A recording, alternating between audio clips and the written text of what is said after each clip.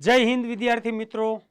Pankaj Joshi career institute Bhavnagar તેમજ પંકજ જોશી ઈ ક્લાસમાં આપ સર્વે મિત્રોને આવકારું છું।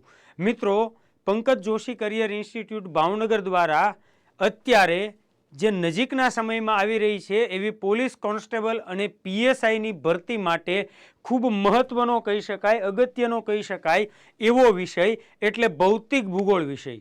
મિત્રો, આ ભૌતિક ભૂગોળ છે એ આ વખતની ભરતીમાં આપણા સિલેબસની અંદર છે એ નવો આપવામાં આવ્યો છે। અત્યાર સુધી આપણે ફક્ત ભારત અને ગુજરાતની ભૂગોળ છે એ સિલેબસ અંતર્ગત સમાવિષ્ટ વિષયો હતા, જેમાં હવેથી ભૌતિક ભૂગોળ પણ આપણને અમુક ટોપિક્સ આપવામાં આવ્યા છે।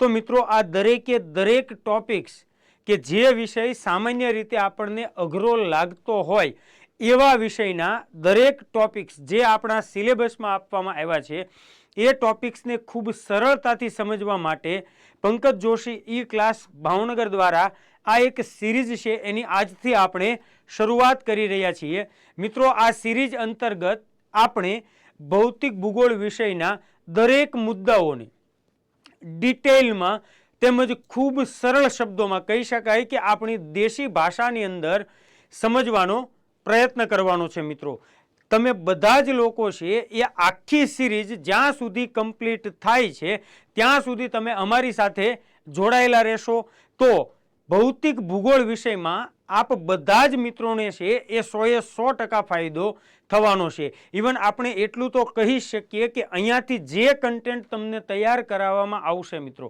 એમાં પેપરમાં પૂછાતા પ્રશ્નો છે એના 90% પ્રશ્નો છે એ આપણી સિરીઝમાંથી કવર થાય, આપણા દ્વારા એવો જ પ્રયત્ન કરવામાં આવશે। તો મિત્રો, આજે આપણે ભૌતિક ભૂગોળ અંતર્ગત સૌથી પહેલો ટોપિક ભણવો છે અક્ષાંશ અને રેખાંશ। તો મિત્રો, વિડિયો લેક્ચરને શરૂ કરતા પહેલા તમે બધા જ લોકો જો અમારી યુટ્યુબ ચેનલમાં નવા હો તો તમે અમારી યુટ્યુબ ચેનલ છે એને સબસ્ક્રાઇબ કરી લો। સાથે સાથે મિત્રો, આ વિડિયો લેક્ચરની લિંક છે એને તમારા મિત્રો સુધી મેક્સિમમમાં મેક્સિમમ શેર કરશો। સાથે તમારા સ્નેહીજનો જે આવનારી ભરતીની તૈયારી કરી રહ્યા છે એવા મિત્રો સુધી પણ તમે આ વિડિયો લેક્ચરની લિંક છે એને શેર કરશો, જેથી કરી અને એ લોકો પણ આ ભૌતિક ભૂગોળ વિષયને ખૂબ સારી રીતે સમજી અને આપણી સાથે જોડાય અને તૈયાર કરી શકે। મિત્રો, તો ચલો વધારે ટાઈમ નહીં લેતા મિત્રો, આપણે શરૂઆત કરવી છે આપણા પહેલા ટોપિકથી અક્ષાંશ અને રેખાંશથી। જો મિત્રો, અહીંયા આપણે અક્ષાંશ રેખાંશ સિક્વન્સની અંદર જ આપણે દરેક ટોપિક છે એને ભણવાનો સમજવાનો પ્રયત્ન કરીશું। આજે આપણે અક્ષાંશવાળો પોર્શન બની શકે મિત્રો કે આ એક જ લેક્ચરના છે અલગ અલગ પાર્ટ આવી શકે, કારણ કે મારો પ્રયત્ન મિત્રો હંમેશા એવો જ રહેશે કે હું નાના વિડીયો બનાવું, જેથી કરી અને 2 કલાકનો જો કોઈ વિડીયો છે તો એ રેકોર્ડેડ 2 કલાકનો વિડીયો જોવો આપ બધા લોકોને છે એમાં તકલીફ પડતી હોય કે સતત 2 કલાક મોબાઈલ સામે રાખી અને વિડીયો જોવો, સાથે નોટ્સ બનાવવી એ થોડું અઘરું પડે। એટલે અમારા દ્વારા મિત્રો એવો જ પ્રયત્ન કરવામાં આવ્યો છે કે અમે અડધો કલાકના છે એ ચેપ્ટરોના પાર્ટ પાડીએ અને પાર્ટ વાઇઝ આ વિડીયો ભણીએ, જેથી કરી અને તમે અડધો કલાક ભણી અને એ અડધા કલાકનું કન્ટેન્ટ ડે ટુ ડે અમારી સાથે તમે તૈયાર કરી શકો। સાથે મિત્રો, ખાસ એક બાબતનો આગ્રહ રાખીશું કે અહીંયા જે કંઈ કરાવવામાં આવે છે એની લેક્ચર નોટ્સ બનાવવાનો પણ તમે લોકો આગ્રહ રાખજો, જેથી કરીને આપણી આખી આ ભૌતિક ભૂગોળની સિરીઝ જેવી કમ્પ્લીટ થાય એટલે તમારી પાસે 90 થી 100 પેજનું એક ભૌતિક ભૂગોળનું છે સારું એવું મટીરિયલ છે તમારું પોતાનું તમારી પાસે તૈયાર હોય, એટલે તમારે ખોટું માર્કેટમાંથી બીજી કોઈ બુક્સ લઈ અને તૈયારી કરવાની જરૂર પડવાની નથી। ચલો મિત્રો, તો શરૂઆત કરીએ અક્ષાંશ અને રેખાંશની। એમાં મિત્રો સૌ પ્રથમ આપણે અક્ષાંશ અને રેખાંશની વ્યાખ્યા સમજવી છે કે ભાઈ અક્ષાંશ એટલે શું અને રેખાંશ એટલે શું।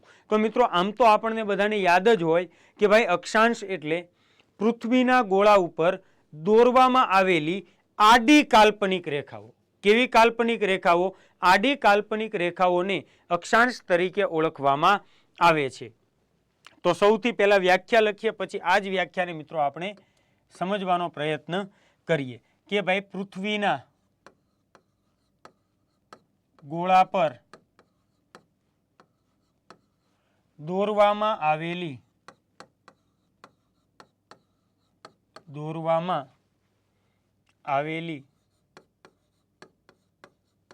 આડી કાલ્પનિક રેખાઓને આડી કાલ્પનિક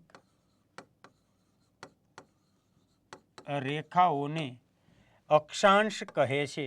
આડી કાલ્પનિક રેખાઓને અક્ષાંશ કહે છે. જો મિત્રો આ વ્યાખ્યા છે આપણે સરળતાથી સમજી શકીએ એના માટે આપણે અહીંયા લખી છે. બાકી ખરેખર અક્ષાંશ રેખા એટલે શું? તો આ પૃથ્વીના ગોળા ઉપર જે અહીંયા આડી લાઈનો તમે જોઈ રહ્યા છો, આ આખી લાઈન છે એને અક્ષાંશ નહીં પણ અક્ષાંશ રેખા તરીકે ઓળખવામાં આવે છે. જ્યારે અક્ષાંશ એટલે શું થાય? તો અક્ષાંશ એટલે મિત્રો માત્ર અહીંયા આવતું જે બિંદુ હોય એ બિંદુને અક્ષાંશ કહેવામાં આવે છે. હું અહીંયા જો કોઈ બિંદુ ડ્રો કરું છું પૃથ્વીના ગોળા ઉપર તો આ બિંદુ છે મિત્રો, એ બિંદુને અક્ષાંશ કહેવાય. પણ આપણે સરળતા માટે આ લાઈન છે એને જ અક્ષાંશ તરીકે ઓળખીએ છીએ. તો અહીંયા જોઈ રહ્યા છીએ 0 ડિગ્રીની લાઈન જોવા મળે, 15 ડિગ્રી એન જોવા મળે છે, 30 ડિગ્રી એન જોવા મળે, એ જ રીતે 15 ડિગ્રી એસ, 30 ડિગ્રી એસ. જે આ આડી લાઈનો પૃથ્વીના ગોળા ઉપર પણ કેવી છે? કાલ્પનિક છે. એ લાઈનોને અક્ષાંશ અથવા અક્ષાંશ રેખા તરીકે ઓળખવામાં આવે છે. જો મિત્રો અહીંયા ખાસ ધ્યાનમાં લઈશું કે આ જે લાઈનો છે એ કેવી છે? કાલ્પનિક છે. એટલે એવું વાસ્તવિકમાં જો તમે જોવા જશો તો તમને આવી કોઈ લાઈનો પૃથ્વીના ગોળા ઉપર જોવા મળવાની નથી. નહીંતર આપણે ભાવનગરમાં રહેતા હોઈએ તો આપણને પ્રશ્ન થાય કે ભાઈ હું તો છેક ચિત્રાથી લઈ અને છેક ભાવનગર રામ મંત્ર મંદિર સુધી આવ્યો છું, મને ક્યાંય વચ્ચે આવી કોઈ રેખા જોવા મળી નથી. તો તડકો છે, રેખા જોવા મળે નહીં. એટલે ખાસ યાદ રાખીશું કેવી છે? કાલ્પનિક છે. હકીકતે આવી કોઈ લાઈનો, આવી કોઈ રેખાઓ પૃથ્વી ઉપર દોરવામાં આવેલી નથી. ત્યાર પછી મિત્રો બીજી વાત કરીએ, રેખાંશ એટલે શું? તો કે પૃથ્વીના ગોળા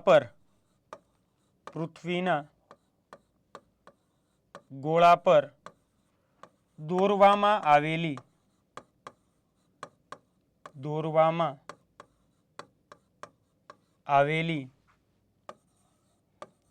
ઊભી કાલ્પનિક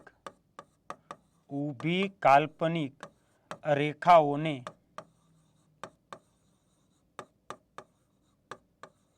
રેખાંશ કહે છે. ઊભી કાલ્પનિક રેખાઓને રેખાંશ કહે છે. તો અહીંયા મિત્રો આ જે પૃથ્વીના ગોળા ઉપર જે આપણે આ ઊભી લાઈનો જોઈ રહ્યા છીએ, આ ઊભી લાઈનો, આ ઊભી કાલ્પનિક રેખાઓને કયા નામથી ઓળખવામાં આવે છે? રેખાંશ તરીકે ઓળખવામાં આવે છે. હવે મિત્રો અક્ષાંશની જે હું તમને પર્ટિક્યુલર એક ડેફિનેશન આપું છું, આ ડેફિનેશન છે એને તમારે યાદ રાખવાનો પ્રયત્ન કરવાનો છે. તો જુઓ મિત્રો, ધ્યાનથી સાંભળજો. પૃથ્વી ઉપરના કોઈ સ્થળ માટે, એટલે આપણે અહીંયા એક સ્થળ પસંદ કરીએ છીએ, આ બિંદુ. તો પૃથ્વીના કોઈ સ્થળ માટે પૃથ્વીના કેન્દ્રથી, કેન્દ્ર હંમેશા ક્યાં હશે? તો કે વચ્ચે હશે.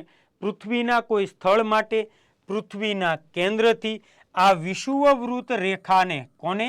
વિષુવવૃત્ત રેખાને આધાર ગણી માપવામાં આવેલા આ જે કોણીય અંતર છે મિત્રો, આ કોણીય અંતરને અક્ષાંશ તરીકે ઓળખવામાં આવે છે. પૃથ્વીના કોઈ સ્થળ માટે પૃથ્વીના કેન્દ્રથી આ વિષુવવૃત્ત રેખાને આધાર ગણી માપવામાં આવેલા કોણીય અંતરને અક્ષાંશ કહે છે. તો અહીંયા જે મેં અંતર અને આ ખૂણો હું માપું છું, તો મને અહીંયા ખૂણો કેટલો મળે છે? તો કે ભાઈ ખૂણો મળે છે 30 ડિગ્રીનો.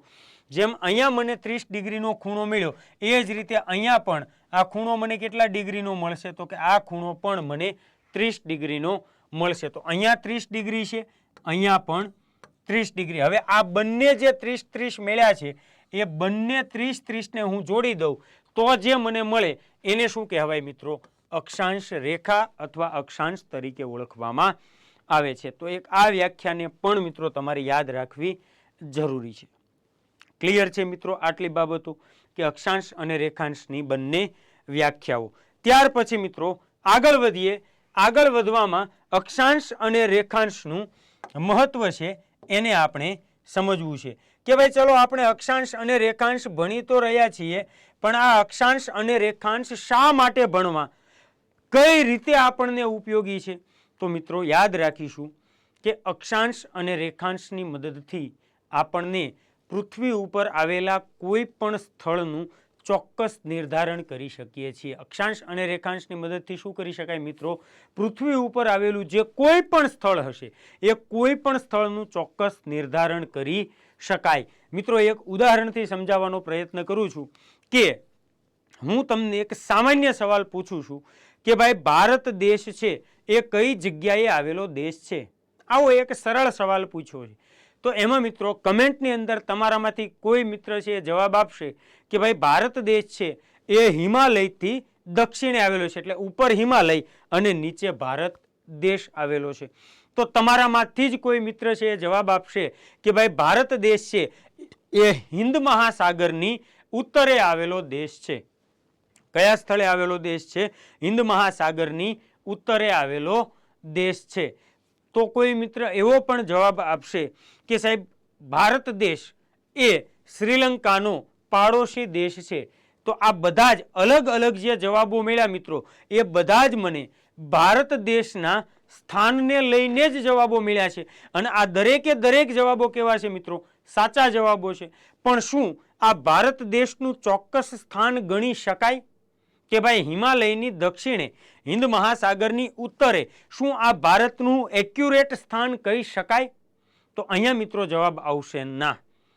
કારણ તો કે હિમાલયની દક્ષિણે મિત્રો ખાલી ભારત એક જ નથી. ભારત સિવાય શ્રીલંકા પણ છે, ઇન્ડોનેશિયા પણ છે, માલદીવ્સ પણ છે. તો આ જે બધા દેશો છે એ પણ બધા છે તો હિમાલયથી દક્ષિણે જ તે.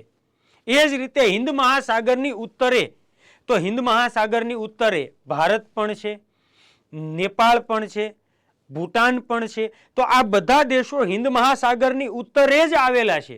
તો અહીંયા તમે જુઓ મિત્રો, આ જે સ્થાન આપણે જણાવ્યા છે એમાં એક કરતાં વધુ જવાબો મળે છે.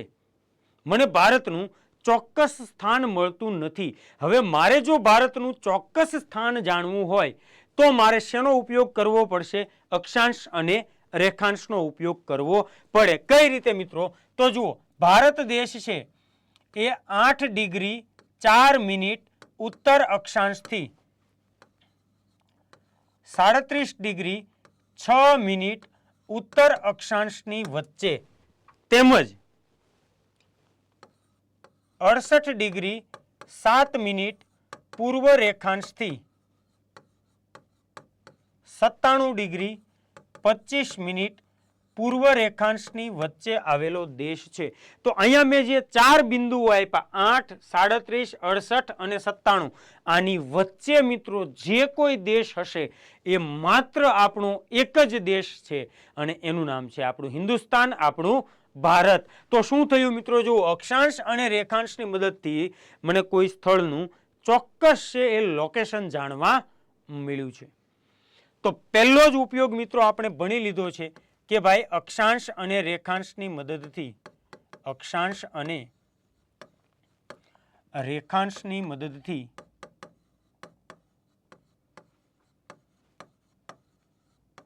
પૃથ્વી પરના કોઈ પણ સ્થળનું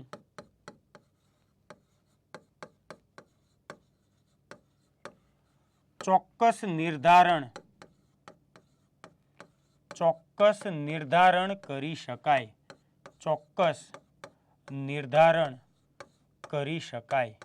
શેની મદદથી કરી શકાય મિત્રો? અક્ષાંશ અને રેખાંશની મદદથી. ત્યાર પછી મિત્રો આપણે યાદ રાખીશું કે ફક્ત અક્ષાંશોની મદદથી કટિબંધો વિશેની માહિતી મળે છે. કટિબંધો તેમજ કોઈ પણ ક્ષેત્રની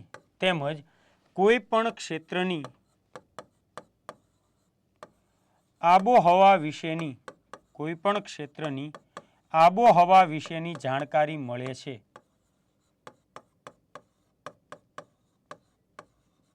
કોઈ પણ ક્ષેત્રની આબોહવા વિશેની જાણકારી મળે છે.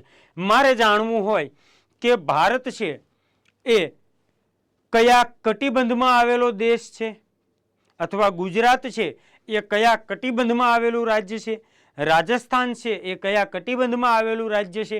મારે આમ કોઈ પણ દેશ કોઈ પણ સ્થળ, કોઈ પણ રાજ્ય એ કયા કટિબંધની અંદર આવેલું છે એ જો જાણકારી જોઈતી હોય તો મને શેની મદદથી મળશે મિત્રો? અક્ષાંશની મદદથી મળશે.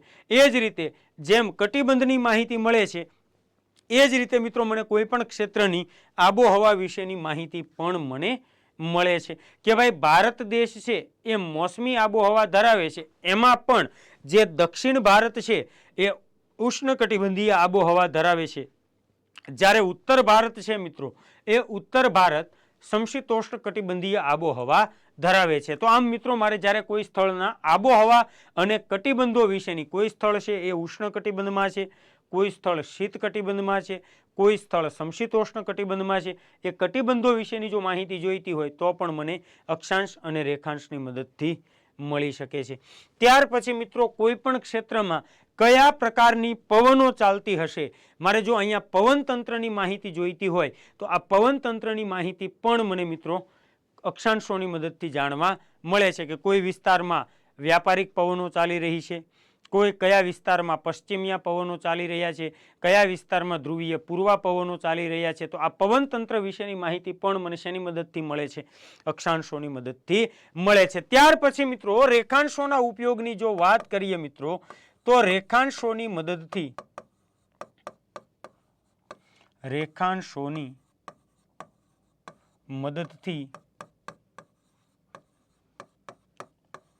કોઈ પણ સ્થળનો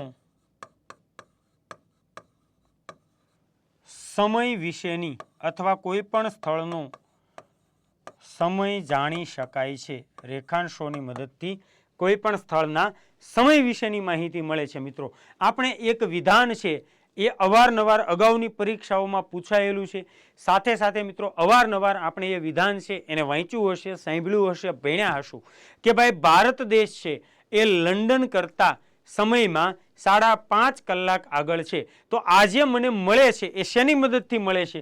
રેખાંશોની મદદથી જાણવા મળે છે. કઈ રીતે જાણી શકાય મિત્રો આપણે ઇન ડિટેલમાં ભણવાના છીએ, બટ અત્યારે યાદ રાખીશું કે મારે કોઈ પણ ક્ષેત્રનો સમય જાણવો હોય કે ભારતમાં અત્યારે 2:30 વાગ્યાનો સમય થયો છે તો આ જ ક્ષણે પાકિસ્તાનમાં કેટલા વાગ્યા હશે એ મારે જો જાણવું હોય તો શેની મદદથી જાણી શકાય છે મિત્રો? રેખાંશોની મદદથી જાણી શકાય છે. તો અહીંયા મિત્રો આપણે સમજ્યા સૌથી પહેલા અક્ષાંશો અને રેખાંશોનું મહત્વ, કે આપણે શા માટે અક્ષાંશો અને રેખાંશો ભણવા જોઈએ, અને સૌથી મહત્વનું આપણા માટે ઉપયોગી કે પરીક્ષામાં પૂછાય છે તો આપણે ભણવા પડે, કારણ કે આ આપણને એકાદ માર્ક છે એ અપાવી શકે છે. ચાલો મિત્રો આગળ વધીએ છીએ. અક્ષાંશો અને રેખાંશોની વિશેષતાઓ કે ભાઈ અક્ષાંશો કેટલા છે, કઈ રીતે દોરાયેલા છે, રેખાંશો કેટલા છે, કઈ રીતે દોરવામાં આવ્યા છે, આવી બધી જે અક્ષાંશો અને રેખાંશોની વિશેષતાઓ છે એ વિશેષતાઓને આપણે જાણવાનો પ્રયત્ન કરવાનો છે. એમાં મિત્રો સૌથી પહેલા હું ફક્ત છે એ તમને લોકોને અહીંયા સમજાવીશ, પછી આપણે એ વસ્તુને છે એ ડિટેલમાં લખતા જઈશું. તો જુઓ મિત્રો, સૌથી પહેલા અક્ષાંશોની વિશેષતાની જો હું વાત કરું તો અક્ષાંશો છે એ વૃત્ત છે. કેવા છે? વૃત્ત છે. આપણે લખી જ લઈએ મિત્રો સાથે, એટલે પછી કોઈ તકલીફ પડે નહીં. દરેક અક્ષાંશો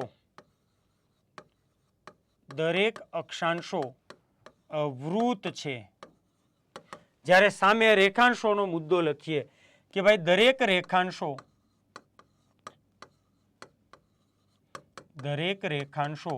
અર્ધવૃત્ત છે. દરેક રેખાંશો કેવા છે? અર્ધવૃત્ત છે. દરેક અક્ષાંશો એ વૃત્ત છે, જ્યારે દરેક રેખાંશો એ અર્ધવૃત્ત છે. જુઓ મિત્રો, વૃત્ત એટલે થાય વર્તુળ, અર્ધવૃત્ત એટલે થાય અડધું વર્તુળ. હવે સમજો મિત્રો, અહીંયા જે આપણે લાઈનો જોઈ રહ્યા છીએ, આડી લાઈનો, તો આ આડી લાઈનો એ માત્ર ખાલી આ લાઈનો નથી, પણ સમગ્ર પૃથ્વી ઉપર આ રીતે વીંટળાઈને આવેલી છે. કઈ રીતે આવેલી છે? વીંટળાઈને. એટલે હું પૃથ્વીના ગોળા ઉપર કોઈ આ સ્થળેથી અક્ષાંશ દોરવાની શરૂઆત કરું તો અહીંયાથી શરૂઆત કર્યા પછી ફરી અને હું કઈ જગ્યાએ આવીશ? આ જ સ્થળ ઉપર આવીશ. તો અક્ષાંશો કેવા છે? આખે આખા વર્તુળ છે. જ્યારે રેખાંશો કેવા છે? રેખાંશો એ અર્ધવૃત્ત છે, એ પૂર્ણ વૃત્ત નથી, એટલે એ અડધા ગોળા ઉપર દોરવામાં આવેલા છે. તો અક્ષાંશો એ વૃત્ત છે, રેખાંશો એ અર્ધવૃત્ત છે. ત્યાર પછી મિત્રો બીજો મુદ્દો લઈએ કે દરેક અક્ષાંશો અથવા અક્ષાંશો એકબીજાને સમાંતર આવેલા છે. અક્ષાંશો એકબીજાને સમાંતર ગોઠવાયેલા છે. અક્ષાંશો એકબીજાને સમાંતર ગોઠવાયેલા છે. જ્યારે મિત્રો રેખાંશો ઉત્તર ધ્રુવ અને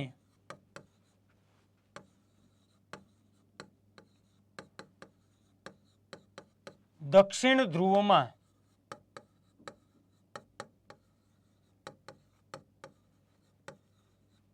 એકબીજાને મળી જાય છે. રેખાંશો કેવા છે? ઉત્તર ધ્રુવ અને દક્ષિણ ધ્રુવમાં એકબીજાને મળી જાય છે. જ્યારે અક્ષાંશો એકબીજાને સમાંતર એનો મતલબ થશે મિત્રો કે એક અક્ષાંશ હું અહીંયા લઉં છું તો આ અક્ષાંશ મેં અહીંયા દોર્યો છે 0 ડિગ્રીનો અક્ષાંશ. કયો અક્ષાંશ? 0 ડિગ્રીનો અક્ષાંશ. તો આ 0 ડિગ્રીનો અક્ષાંશ છે મિત્રો, એને જ સમાંતર અહીંયા આવશે 1 ડિગ્રીનો અક્ષાંશ. એને જ સમાંતર અહીંયા દક્ષિણમાં આવશે 1 ડિગ્રીનો અક્ષાંશ. તો અક્ષાંશો કઈ રીતે છે? એકબીજાને સમાંતર. એ ક્યારેય એકબીજાને આ રીતે ક્રોસ થતા નથી. જુઓ, જ્યારે રેખાંશો કેવું તો કે રેખાંશો છે અહીંયાથી એક રેખાંશ નીકળે છે એ અહીંયા પૂર્ણ થઈ જાય છે. હવે બીજો રેખાંશ છે એ પણ અહીંયાથી નીકળે છે અને આ ક્ષેત્રમાં આવી અને શું થશે? ખતમ થશે. તો આ જે ભાગ છે એને ઉત્તર ધ્રુવ કહેવાય, આ જે ભાગ છે એને દક્ષિણ ધ્રુવ તરીકે ઓળખવામાં આવે છે. આપણે મિત્રો મહત્વના અક્ષાંશોની અંદર આ બાબતની ચર્ચા કરીશું. અત્યારે પહેલા ફક્ત આપણે આની વિશેષતાઓ ભણીએ છીએ. આ મુદ્દો હજી આપણે બાકી છે કે ભાઈ 0 ડિગ્રીને કયા નામથી, 23.5 કયા નામથી, 90 ડિગ્રી કયા નામથી, 66.5 કયા નામથી, એ બધી જ ડિટેલની ચર્ચાઓ કરીશું. તો અક્ષાંશો કેવા? એકબીજાને સમાંતર. રેખાંશો છે એ ઉત્તર ધ્રુવમાંથી નીકળી અને દક્ષિણ ધ્રુવમાં ખતમ થાય છે. ત્યાર પછી મિત્રો મહત્વનો એક પ્રશ્ન થાય કે અક્ષાંશોની કુલ સંખ્યા કેટલી? અક્ષાંશોની સંખ્યા.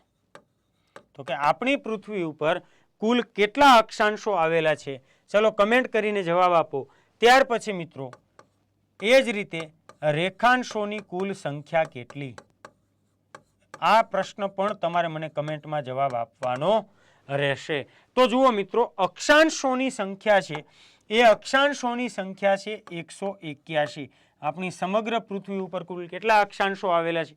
181 અક્ષાંશો આવેલા છે. ત્યાર પછી રેખાંશોની કુલ સંખ્યાની જો વાત કરીએ મિત્રો તો આપણી પૃથ્વી ઉપર કુલ 360 રેખાંશો આવેલા છે. કેટલા રેખાંશો આવેલા છે?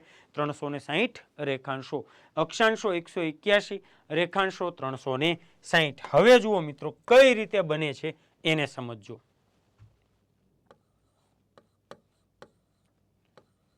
ઉત્તર અક્ષાંશો પ્લસ દક્ષિણ અક્ષાંશો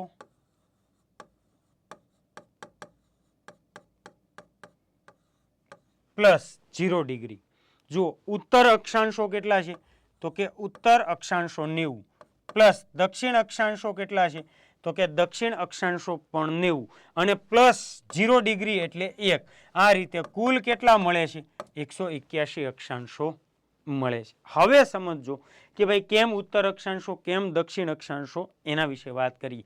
સૌથી પહેલા મિત્રો આપણી પૃથ્વી ઉપર બરોબર વચ્ચેથી પૃથ્વીની બરોબર મધ્યમાંથી પસાર થતું એક અક્ષાંશ આપણે ડ્રો કરી દેવાનું. સૌથી પહેલા શું કર્યું મિત્રો? પૃથ્વીની બરોબર મધ્યમાંથી પસાર થતું એક અક્ષાંશ છે એને આપણે ડ્રો કરી દીધું, જેને આપણે નામ આપી દીધું 0 ડિગ્રીનો અક્ષાંશ. કારણ શું કે ભાઈ કેમ એને 0 ડિગ્રી કહેવાય? તો કે આ 0 ડિગ્રી છે એ પૃથ્વીના કેન્દ્ર સાથે કોઈ ખૂણો બનાવતું નથી. કેટલો ખૂણો બનાવે છે? 0 ડિગ્રીનો ખૂણો બનાવે, એટલે આપણે એને નામ આપ્યું 0 ડિગ્રીનો અક્ષાંશ. આગળ જતા આપણે એને વિષુવવૃત્ત તરીકે ઓળખીએ છીએ. તો જુઓ, હવે મને જણાવો, આ 0 ડિગ્રીથી ઉપરનો જે અડધો ગોળ ભાગ છે એને કયો ગોળાર્ધ કહેવાય? અને 0 થી નીચેનો જે અડધો ગોળ ભાગ છે એને કયા ગોળાર્ધ તરીકે ઓળખવામાં આવે છે? આ બંને તમારે મને કમેન્ટ કરીને જણાવવાના રહેશે. તો અહીંયા મિત્રો આ જે 0 ડિગ્રીથી ઉપરનું જે અડધું ગોળ છે એને મિત્રો ઉત્તર ગોળાર્ધ કહેવાય. કયા નામથી ઓળખવામાં આવે છે? ઉત્તર ગોળાર્ધ. જ્યારે 0 થી નીચેનું અડધું ગોળ છે એને મિત્રો દક્ષિણ ગોળાર્ધ કહેવામાં આવે છે. 0 થી ઉપરનો અડધો ગોળ ભાગ એને ઉત્તર ગોળાર્ધ, 0 થી નીચેનો અડધો ગોળ ભાગ એને દક્ષિણ ગોળાર્ધ તરીકે ઓળખવામાં આવે છે. તો હવે મિત્રો યાદ રાખીશું, આ ઉત્તર ગોળાર્ધમાં જે કોઈ અક્ષાંશો દોરવામાં આવશે એ બધા જ ને ઉત્તર અક્ષાંશો કહેવાય. જ્યારે દક્ષિણ ગોળાર્ધમાં જે કોઈ અક્ષાંશો દોરવામાં આવશે એને દક્ષિણ અક્ષાંશો કહેવામાં આવશે. હવે મિત્રો હું અહીંયાથી શરૂઆત કરું, 0 થી ઉપર 1, 2, 3, 4, 5 એમ હું અહીંયા સુધી પહોંચું છું એટલે મને મેક્સિમમ 90 ડિગ્રીનો કાટખૂણો મળે છે. તો જુઓ, આ જે અંતર મને મળે છે, આ અંતર કેટલું મળે છે? અહીંયા મિત્રો આ અંતર મને મળે છે 90 ડિગ્રી. તો અહીંયા 90 મળશે. એ જ રીતે હું આ બંને વચ્ચેનું જો અંતર ધ્યાને લઉં છું તો આ અંતર પણ મને કેટલું મળે છે? 90 ડિગ્રીનું. તો 90 ઉત્તરમાં, 90 દક્ષિણમાં. તો 90 અને 90 180 થયા અને પ્લસ વચ્ચે રહ્યું આ એક 0 ડિગ્રી, એટલે કુલ કેટલા મળ્યા? 181 અક્ષાંશોની સંખ્યા મને મળે છે. પણ યાદ રાખીશું મિત્રો, જ્યારે આપણને અક્ષાંશ વૃત્તોની સંખ્યા પૂછવામાં આવે, અક્ષાંશ વૃત્તોની સંખ્યા, તો જ્યારે મિત્રો અક્ષાંશ વૃત્તોની સંખ્યા પૂછવામાં આવે ત્યારે આપનો જવાબ બનશે 179. કેટલો જવાબ બનશે? 179. કારણ સમજજો કે મેં અહીંયા શું કીધું કે ભાઈ દરેક અક્ષાંશો કેવા છે? વૃત્ત છે. વૃત્ત મીન્સ કે વર્તુળ છે. તો અહીંયા મેં 0 ડિગ્રીનું એક આખું વર્તુળ દોર્યું, પછી એનાથી ઉપર 1 ડિગ્રીનું વર્તુળ દોર્યું, એનાથી ઉપર 2 ડિગ્રીનું વર્તુળ, એનાથી ઉપર 3 ડિગ્રી, એમ હું 89 સુધી વર્તુળ દોરી શકું. કેટલા અક્ષાંશો સુધી? હું 89 વર્તુળ દોરી શકું. પણ જેવો હું 90 પહોંચું છું એટલે અહીંયા આખું વર્તુળ આવતું નથી, પણ માત્ર શું આવે છે? ટપકું આવે છે, માત્ર બિંદુ આવે છે. એટલે 90 ડિગ્રીનો ઉત્તર અક્ષાંશ અને 90 ડિગ્રીનો દક્ષિણ અક્ષાંશ એ પૃથ્વી ઉપર વીંટળાઈને આવેલા નથી, એ માત્ર બિંદુ સ્વરૂપે છે. એટલે એને અક્ષાંશ તો ગણવામાં આવે છે પણ અક્ષાંશ વૃત્ત ગણવામાં આવતા નથી. એટલે જો અક્ષાંશ વૃત્તોની સંખ્યા પૂછવામાં આવે તો કેટલી મળે આપણને? 179 મળે. પણ મિત્રો ખાસ ધ્યાનમાં લેજો કે આપણી જીસીઆરટી ધોરણ 6 ની અંદર અક્ષાંશ વૃત્તોની કુલ સંખ્યામાં પણ કેટલો જવાબ આપ્યો છે? 181 જવાબ જ આપવામાં આવેલો છે. પણ વાસ્તવમાં જોવા જઈએ તો અક્ષાંશ વૃત્તોની સંખ્યા કેટલી બને? 179. પણ જીસીઆરટી અક્ષાંશ વૃત્તોની સંખ્યા કેટલી આપી છે? 181 આપેલી છે. ત્યાર પછી મિત્રો રેખાંશોની સંખ્યા કેટલી? તો કે રેખાંશોની સંખ્યા કુલ 360 છે. કેટલી છે? રેખાંશોની કુલ સંખ્યા 360. એમાં પણ જેમ આડા લાઈનોમાં સૌથી પહેલા બરોબર વચ્ચેથી એક લાઈન પસાર કરી, એ જ રીતે ઊભી રેખાઓમાં પણ પૃથ્વીની બરોબર મધ્યમાં વચ્ચેથી એક લાઈનને પસાર કરી દેવાની અને એને આપણે નામ આપી દેવાનું 0 ડિગ્રી. કયું નામ આપીશું? 0 ડિગ્રી નામ આપીશું. આ 0 ડિગ્રી છે મિત્રો, એ 0 ડિગ્રીથી જમણા હાથ બાજુનો જે ગોળ અડધો ગોળ ભાગ છે, પેલા આડા અડધા ગોળ હતા, હવે ઊભા અડધા ગોળ ધ્યાનમાં લેવાના. 0 થી જમણા હાથ બાજુનો જે અડધો ગોળ છે એને શું કહેવાય? તો આને મિત્રો પૂર્વ ગોળાર્ધ કહેવાય. કયો ગોળાર્ધ કહેવાય? પૂર્વ ગોળાર્ધ. જ્યારે 0 થી ડાબા હાથ બાજુનો જે અડધો ગોળ ભાગ છે એને શું કહેવાય? તો કે એને પશ્ચિમ ગોળાર્ધ. પૂર્વ ગોળાર્ધ અને પશ્ચિમ ગોળાર્ધ. તો હવે યાદ રાખીશું, 0 થી જમણી બાજુએ જેટલા પણ આવી ઊભી લાઈનો દોરવામાં આવે છે, આ 0 થી જમણી બાજુએ દોરવામાં આવતી જે ઊભી લાઈનો છે એ બધા જ ને પૂર્વ ગોળાર્ધમાં આવેલા પૂર્વ રેખાંશો કહેવાય. જ્યારે 0 થી ડાબી બાજુએ હું અહીંયા જે કોઈ લાઈનો ડ્રો કરું છું, આ બધી જ લાઈનોને આપણે પશ્ચિમ ગોળાર્ધમાં આવેલા પશ્ચિમી રેખાંશો તરીકે ઓળખીએ છીએ. તો જુઓ, રેખાંશોની કુલ સંખ્યા કેટલી મળે છે? તો રેખાંશોની કુલ સંખ્યા પૂછે ત્યારે આપણે યાદ રાખવાનું, પૂર્વ રેખાંશો પ્લસ પશ્ચિમ રેખાંશો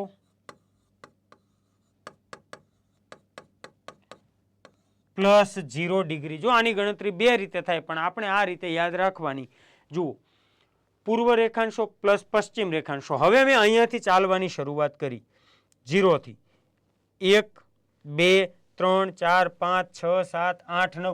હું જેવો અહીંયા પહોંચું છું એટલે મને કેટલા મળે છે મિત્રો? 180 ડિગ્રી મળે. કારણ કે જુઓ પહેલા બંનેમાં કેવા હતા? 90 કારણ કે અડધો અડધો ભાગ હતો. હવે આ સળંગ આખો ભાગ છે તો 90 અને 90 કેટલા મળે? 180 મળે છે. તો પૂર્વમાં કેટલા મળ્યા મને? 180 રેખાંશો મળ્યા. પ્લસ હવે પશ્ચિમમાં ચાલો તો અહીંયા 0 પછી 1 2 3 4 5 6 7 8 9. જેવો હું અહીંયા પહોંચું છું એટલે મને કયું મળે? 180 ડિગ્રી મળે છે. તો પશ્ચિમમાં પણ મને કેટલા મળ્યા? 180 મળ્યા છે. તો જુઓ અહીંયા પણ કેટલા આવશે? 180 આવશે. અને પ્લસ 0 ડિગ્રી એટલે હવે ગણતરી કરો તો 361 થાય. કેટલા થાય? 361 થાય. પણ હકીકતે છે કેટલા? 360 જ છે. તો ભાઈ અહીંયા કેમ 361 થયા? ખાસ ધ્યાને લેજો મિત્રો. આ સમજાવવા માટે જ અહીંયા 180 મેં લખ્યા છે. તો જુઓ મિત્રો અહીંયા 180 અને 180 હું પૂર્વ બાજુએ ચાલ્યો તો પણ અહીંયા ઊભો રહ્યો, પશ્ચિમ બાજુએ ચાલ્યો તો પણ અહીંયા ઊભો રહ્યો. એટલે ત્યાં માત્ર એક જ આવે છે, બે અલગ આવતા નથી. એટલે મેં અહીંયા જે 180 લીધા છે એ તો ઇટ્સ ઓકે છે, બટ અહીંયા મેં જે બીજી વાર 180 લીધા છે મિત્રો, આને હું બીજી વાર 180 લઈ શકતો નથી.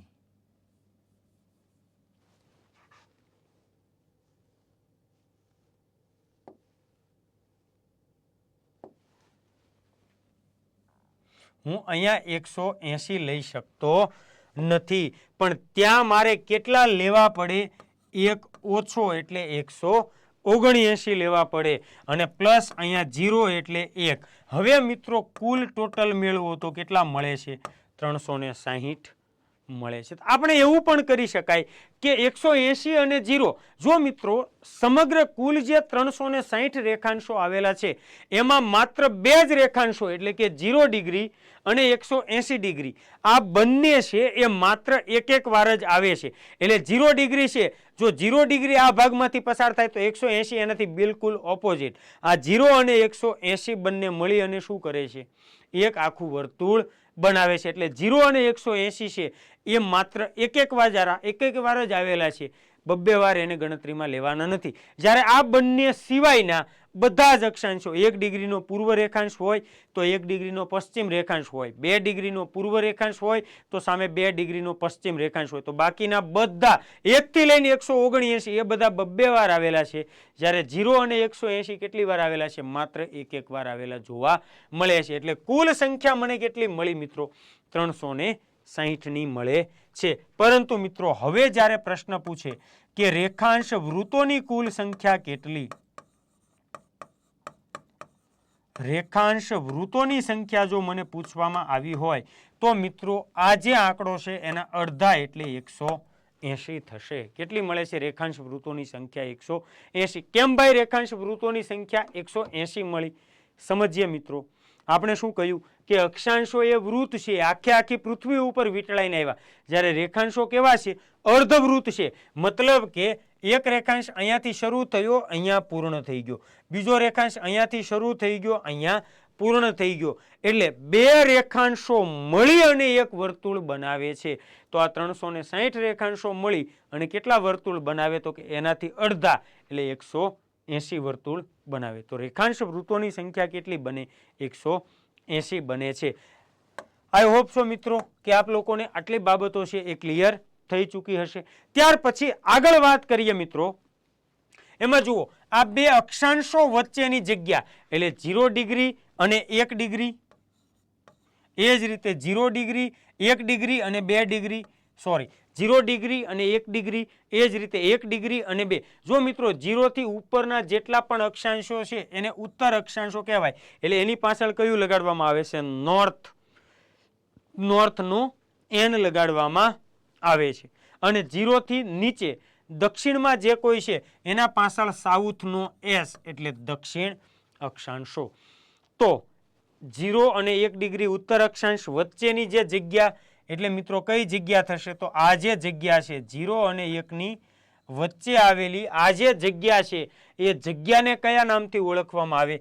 તો મિત્રો યાદ રાખીશું, બે અક્ષાંશો વચ્ચેની જગ્યાને કટિબંધ તરીકે ઓળખવામાં આવે છે. કયા નામથી ઓળખવામાં આવે? બે અક્ષાંશો વચ્ચેની જગ્યાને કટિબંધ તરીકે ઓળખવામાં આવે છે. એ જ રીતે મિત્રો બે રેખાંશો વચ્ચે, એટલે કે આ 0 રેખાંશ, આ 1 ડિગ્રીનો પૂર્વ રેખાંશ, આ 0 રેખાંશ, આ 1 ડિગ્રીનો પશ્ચિમ રેખાંશ, તો આ બંનેની વચ્ચેની જગ્યા એટલે કઈ જગ્યા થશે મિત્રો? આ જગ્યા. આ જે જગ્યા છે એ જગ્યાને કયા નામથી ઓળખવામાં આવે છે? તો યાદ રાખીશું મિત્રો, એ જગ્યાને ગોરે તરીકે ઓળખવામાં આવે છે. બે અક્ષાંશો વચ્ચેની જગ્યાને કટિબંધ કહેવાય, બે રેખાંશો વચ્ચેની જગ્યાને મિત્રો ગોરે તરીકે ઓળખવામાં આવે છે. તો આટલી ડિટેલ ક્લિયર છે મિત્રો આપ બધા લોકોને? ત્યાર પછી પ્રશ્ન પૂછાઈ શકે, અને પહેલા આપણે આગળ જે મુદ્દો ભણ્યા છીએ એ મુદ્દાને આપણે આગળ લખી લઈએ કે બે અક્ષાંશો વચ્ચેની જગ્યા કયા નામથી ઓળખવામાં આવે છે? તો કે બે અક્ષાંશો વચ્ચેની જગ્યાને કટિબંધ તરીકે ઓળખવામાં આવે છે. ત્યાર પછી મિત્રો બે રેખાંશો વચ્ચેની જગ્યા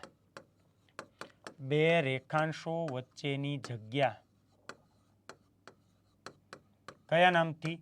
તો કે ગોરે તરીકે ઓળખવામાં આવે છે. ત્યાર પછી આગળ વાત કરીએ મિત્રો, જો આપણને એવો પ્રશ્ન પૂછો કે બે અક્ષાંશો અને બે રેખાંશો વચ્ચેની જગ્યા એને કયા નામથી ઓળખવામાં આવે? ચલો એનો જવાબ તમારે મને કમેન્ટમાં આપવાનો રહેશે. પછી આગળ વાત કરીએ મિત્રો, આ બે અક્ષાંશો છે, ક્રમિક કોઈ બે અક્ષાંશો, એના વચ્ચે અંતર કેટલું હોય? એટલે હું એવું કહેવા માંગુ છું કે આ 0 ડિગ્રી અને 1 ડિગ્રીના ઉત્તર અક્ષાંશ વચ્ચે કેટલું અંતર હોય, આ 0 ડિગ્રી અને 1 ડિગ્રીના દક્ષિણ અક્ષાંશની વચ્ચે કેટલું અંતર હોય, એ જ રીતે 1 ડિગ્રી અને 2 ડિગ્રીના ઉત્તર અક્ષાંશ વચ્ચે કેટલું અંતર હોય, એ જ રીતે 1 ડિગ્રીના દક્ષિણ અક્ષાંશ અને 2 ડિગ્રીના દક્ષિણ અક્ષાંશની વચ્ચે કેટલું અંતર હોય. તો અહીંયા મિત્રો આપણને આ અંતર છે એ આ અંતર પૂછવામાં આવ્યું છે. તો યાદ રાખીશું મિત્રો, બે અક્ષાંશોની વચ્ચે સરેરાશ 111 કિલોમીટરનું અંતર જોવા મળે છે. કેટલું અંતર જોવા મળે છે? સરેરાશ 111 કિલોમીટરનું અંતર જોવા મળે છે. ત્યાર પછી બીજું આ જ પ્રશ્ન પૂછી શકે કે ભાઈ બે રેખાંશોની વચ્ચે કેટલું અંતર? તો અહીંયા 0 ડિગ્રીનો રેખાંશ, એની બાજુમાં જમણી બાજુએ 1 ડિગ્રીનો પૂર્વ રેખાંશ, તો આ 0 અને 1 વચ્ચે એટલે આ અંતર છે એ કેટલું જોવા મળે? તો અહીંયા મિત્રો અંતર કિલોમીટર નહીં પરંતુ શેમાં માપવામાં આવે છે? મિનિટમાં માપવામાં આવે છે. તો બે રેખાંશો વચ્ચે 4 મિનિટનું અંતર જોવા મળે છે. કઈ રીતે મળે છે એ આપણે નેક્સ્ટ લેક્ચરમાં જ્યારે પણ આ કન્ટેન્ટ આવશે, રેખાંશો ડિટેલમાં સમજીશું ત્યારે આપણે ભણીશું. પણ અત્યારે યાદ રાખો, બે રેખાંશો વચ્ચે કેટલું અંતર જોવા મળે? 4 મિનિટનું અંતર જોવા મળે છે. બે અક્ષાંશો વચ્ચે 111 કિલોમીટર, જ્યારે બે રેખાંશો વચ્ચે 4 મિનિટનું અંતર જોવા મળે છે. બે અક્ષાંશો વચ્ચે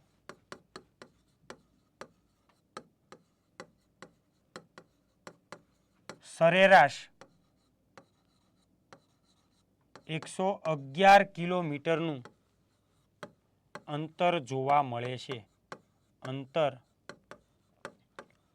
જોવા મળે છે જ્યારે બે રેખાંશો વચ્ચે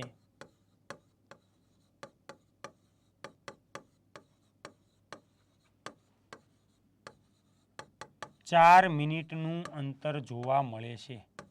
4 મિનિટનું અંતર જોવા મળે છે. કેટલું અંતર જોવા મળે? 4 મિનિટનું. પણ મિત્રો અહીંયા એક નોંધ કરીને બીજી બાબતને પણ યાદ રાખીશું કે જો બે રેખાંશો વચ્ચેનું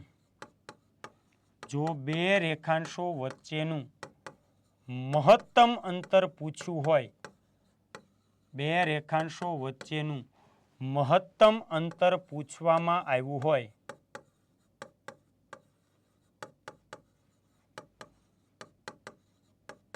તો તે વિષુવવૃત્ત પાસે, એટલે 0 ડિગ્રી અક્ષાંશ પાસે, વિષુવવૃત્ત પાસે 111.2 32 કિલોમીટર જોવા મળે છે. વિષુવવૃત્ત પાસે 111.32 કિલોમીટર જોવા મળે. એટલે કે મહત્તમ અંતર, ચલો અહીંયા જુઓ, આ અંતર છે, અંતર અલગ અલગ છે, પણ આમાં સૌથી વધુ અંતર બે રેખાંશો વચ્ચે ક્યાં જોવા મળે? તો આ ક્ષેત્રમાં જોવા મળે. કઈ જગ્યાએ જોવા મળે? અહીંયા વિષુવવૃત્ત પાસે કેટલું જોવા મળે? 111.32 કિલોમીટરનું અંતર જોવા મળે છે. ત્યાર પછી મિત્રો અહીંયા સમજજો, જુઓ, પૃથ્વીની બરોબર મધ્યમાં આડી દોરેલી રેખા એટલે વિષુવવૃત્ત. આ વિષુવવૃત્તથી ઉત્તરમાં તમે જેમ ઉત્તર ધ્રુવ તરફ જાઓ છો અને અહીંયા વિષુવવૃત્તથી દક્ષિણમાં તમે જેમ દક્ષિણ ધ્રુવ તરફ જાઓ છો.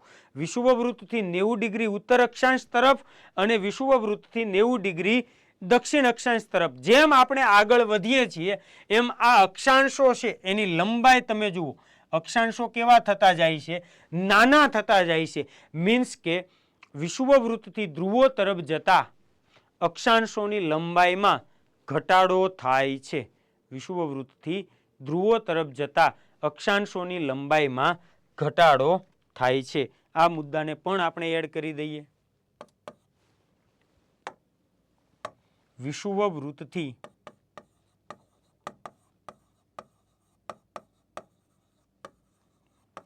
ધ્રુવો તરફ જતા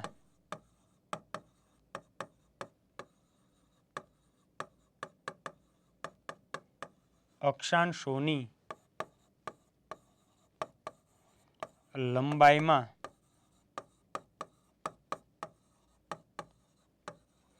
ઘટાડો થાય છે. જ્યારે અહીંયા પણ યાદ રાખીશું, વિષુવવૃત્તથી ધ્રુવો તરફ જતા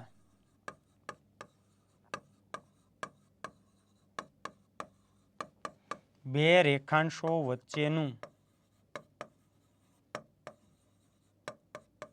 અંતર ઘટે છે, જે ધ્રુવો પર શૂન્ય થઈ જાય છે. જે ધ્રુવો પર શૂન્ય થઈ જાય છે. જુઓ, વિષુવવૃત્તથી ધ્રુવો તરફ જતા બે અક્ષાંશોની લંબાઈ ઘટે. તમે જુઓ, આ લંબાઈ જુઓ, અહીંયા લંબાઈ કેવી થતી જાય છે? ઘટતી જતી જાય. ઉપર તો કેવું છે? માત્ર બિંદુ છે. પણ હવે જુઓ, અહીંયા વિષુવવૃત્ત ઉપર અહીંયા સૌથી વધુ અંતર. જેમ જેમ તમે ઉપર જતા જાઓ છો એમ અંતર કેવું થતું જાય? ઘટતું જાય. અને ધ્રુવો ઉપર આ અંતર બે રેખાંશો વચ્ચે કેવું થઈ જાય? શૂન્ય. કારણ શું? તો કે રેખાંશો ઉત્તર ધ્રુવ અને દક્ષિણ ધ્રુવમાં એકબીજાને મળી જાય. આ રેખાંશ અહીંયાથી શરૂ થયો, અહીંયા પૂરો થઈ ગયો. એ જ રીતે સામેનો રેખાંશ અહીંયાથી શરૂ થઈ અને અહીંયા પૂર્ણ થઈ જાય છે. એટલે બે રેખાંશો વચ્ચેનું અંતર ઘટે અને અક્ષાંશોની લંબાઈ ઘટે છે. આના ઉપરથી મિત્રો તમારે એક જવાબ આપવાનો છે કે બે અક્ષાંશો વચ્ચે મહત્તમ અંતર કેટલું જોવા મળે છે? આપણે ઓલરેડી આગળ ભણાવેલું છે. પછીનો પ્રશ્ન કે જે કુલ 181 અક્ષાંશો છે, આ કુલ 181 અક્ષાંશો પૈકી સૌથી મોટું અથવા સૌથી લાંબુ અક્ષાંશ કયું છે? અને સૌથી નાનું અથવા ટૂંકું અક્ષાંશ કયું છે? આવા પ્રશ્નોના જવાબ છે તમારે મને કમેન્ટ સેક્શનની અંદર આપવાના રહેશે. અને આગળ મિત્રો મેં જે એક પ્રશ્ન પૂછ્યો હતો કે બે અક્ષાંશો અને બે રેખાંશો વચ્ચેની જગ્યા છે મિત્રો, તો બે અક્ષાંશો અને બે રેખાંશો વચ્ચેની જે જગ્યા છે એને ગ્રીડ તરીકે ઓળખવામાં આવે છે. કયા નામથી ઓળખવામાં આવે છે? બે અક્ષાંશો અને બે રેખાંશો વચ્ચેની જગ્યાને ગ્રીડ તરીકે ઓળખવામાં આવે છે. તો મિત્રો અહીંયા આપણે સૌ પ્રથમ અક્ષાંશ રેખાંશની વ્યાખ્યા ક્લિયર કરી, ત્યાર પછી અક્ષાંશ અને રેખાંશનું મહત્વ ભણ્યા, ત્યાર પછી મિત્રો અક્ષાંશો અને રેખાંશોની વિશેષતાઓ ભણ્યા છીએ.